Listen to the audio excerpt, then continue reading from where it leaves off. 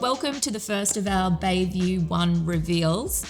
After renovating hundreds of homes, we are finally playing the client and we are in fact building our first home. First home. So cheesy.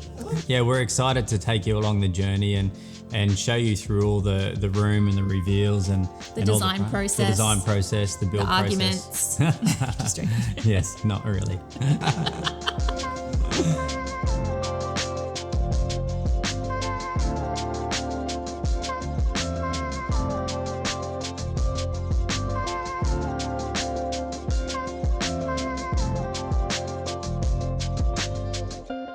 The exterior can really set the tone for the interior and can certainly dictate a lot of the schemes that we're putting through the home. When we first approached the build, I guess we were looking at inspiration for the overall exterior of the home and then how that we could bring that through to the interior. We both really like New Zealand architecture. We also like sort of the geometric shapes of the Nordic architecture. And I guess the inspiration behind the build or the design of the build was to really sort of meld those two styles together. Absolutely.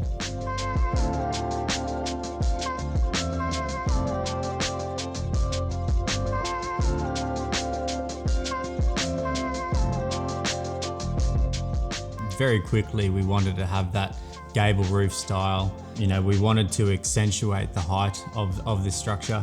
Being a small lot block, we wanted the home to feel as voluminous as possible. So that vertical cladding from Colorbond basically just draws your eye up really nice and high and just accentuates that volume on the facade of the home.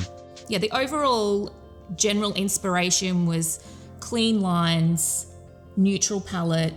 Yeah, just to play on textures. Yeah, there's a fine balance between too many materials and then not enough materials. So, and then also factoring in that we were going for a full white exterior and balancing that out. So there were other elements that we had to bring into the design to ensure that that was cohesive. Absolutely.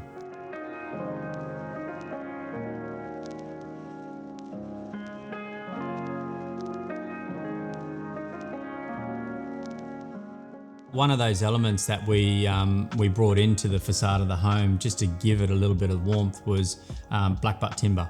So we used the black butt timber in a couple of areas on the facade of the home. Given that the house is such a light palette and we've gone really quite light and coastal, we really wanted the timber in there to warm things up. So we're working really closely with Deuce to create a beautiful custom window. We really like sort of the neutral tone of the black butt and that slight hint of pink that it has through it. So internally it gave us beautiful views out towards the bay, but from the exterior, having that timber accent just really gave the exterior of the home that warmth. The front door was another Deuce product, a big beautiful pivot door, again was made in black butt. We put a nice little rebated detail in just to give it a little bit of interest. And what we did is we had offcuts from our marble that we've used throughout the interior, and we inserted that into the handle. And then we also added from B&D doors, the garage door. It was a knotwood product. Tonally, we matched it as close as possible to the natural black butt timber, but there was those three accents which really gave the front of the home that warmth that we're after.